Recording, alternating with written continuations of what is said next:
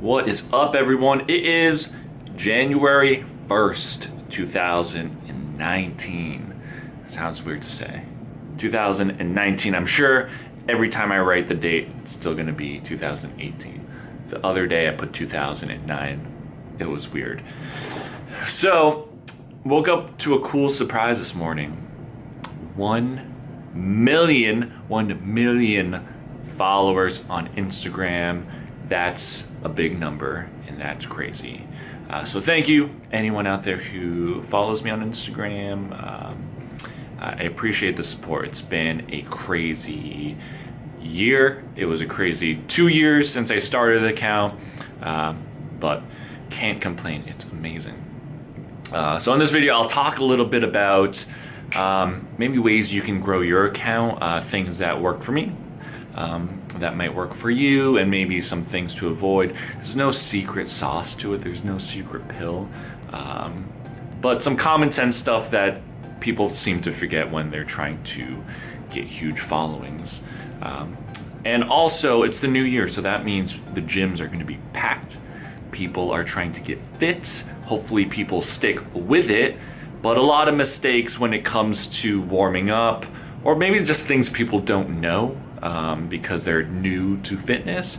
So I'm going to go over some things you can do to warm up properly, things to look out for if you're working with a trainer or you're in a class or something like that, and something just doesn't feel right, things you can do to modify or at least talk to the trainer. That way they know what's going on so you don't get injured. I think that's one of the big things about fitness and the new year is people get really excited. Their goal is to get fit, maybe lose those extra pounds. For me, it was always gaining some muscle, but then you kind of get burnt out, you get injured, and then you quit.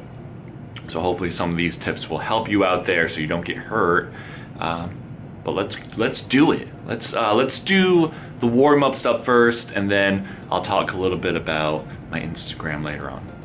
All right, so here are a couple of my favorite tips for people trying to get into working out, making it a habit. It is your New Year's resolution to get fit, to get healthy, to look good.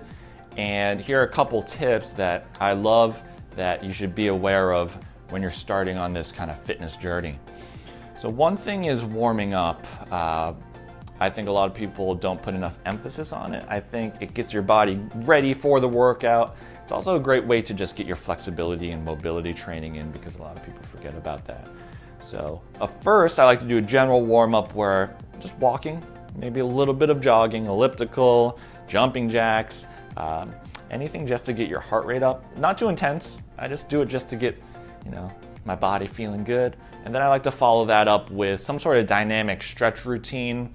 Things like world's greatest stretch, where you're coming out, elbow comes to the ground, you're rotating up, you're sitting back, getting into that hamstring, working multiple body parts, and actually moving is a great way to get ready for your workout. You're gonna see movements like that in your workout, so might as well prep it before you actually start doing the harder stuff. So that's the first thing, warming up. And everyone's different. I know as I'm getting older that it takes a little bit longer for my body to warm up. So just because that person warms up for a minute, 2 minutes, doesn't mean that it's wrong for you to warm up for 5. So find something that works for you. I take probably like 5 to 10, 15 minutes, depending on the day, to warm up. So that's tip number 1. Also, tip number 2, this is gonna help more in the injury prevention. In an ideal world, I think everyone should get assessed, which means certain exercises, movements, things like, this is a very common one that I see, not being able to get your hands overhead. But then if you don't get assessed and you go into maybe a workout with a trainer or a class and they have overhead presses, you put dumbbells in your hands, you go overhead, what motion is that? It's the same motion here, but if you can't get there physically, then doing this and compensating through the motion is probably gonna do more bad than good. So being aware of what you can do. Same thing with squatting. Squatting is such a popular exercise, and you see the perfect technique ass to grass, back stays straight, it's perfect. And then someone wants you to do it just like that, or you see it on a piece of paper, you watch the demo video and you're like, okay, that's what I gotta do, but your body physically can't do it. There's nothing wrong with regressing that motion, finding an easier version and doing that until it gets better, if that's your goal. So being able to find out, or being aware of your own body and knowing what it can and cannot do is gonna be huge for you from an injury standpoint. So quick review, warming up, dynamic movements, then also knowing what your body can and cannot do. If you're struggling to know all about that, there's tons of great trainers, there's tons of great therapists out there. Just ask around, that's probably the best thing to do, and get assessed if you want to. 1 million followers, 2019. So if one of your goals is to grow your account, you want to help more people and you want to start growing your account so you can reach more people, here are a couple tips that I think everyone needs to do. I did a video on this a while ago when I hit 500,000 followers, and then I ended up deleting it off YouTube, but I'll re-upload that for you guys. So great tips there. And here are a couple tips for you. Number one is consistency. Posting every single day, in my opinion, is the best.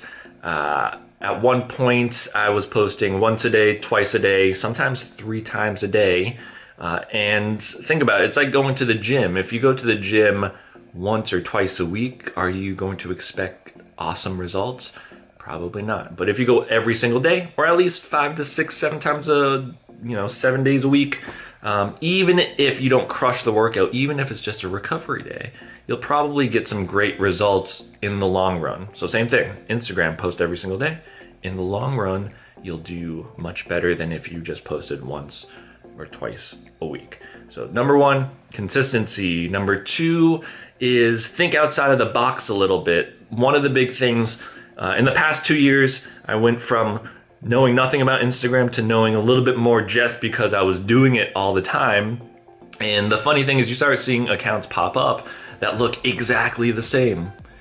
Exactly the same. Back when I was trying to grow my account, when I just first started, there was no account that looked exactly like mine, where the whole page was pictures on the left, videos on the right. There were videos like that, and I took inspiration from those, and I'm like, I really like the style, I'm just gonna stick with this.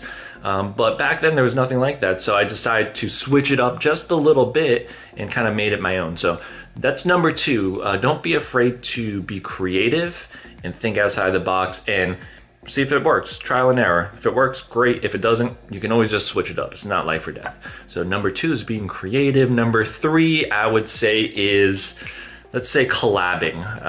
Finding like-minded people that you can throw ideas off of, not only just on social media, maybe you guys just like each other's content and you share a post with each other, but in real life. So, sorry, I'm getting a call. Ignore. So collabing, if you like someone else's content, you guys have similar mindsets, sharing each other's posts because you just really like their stuff.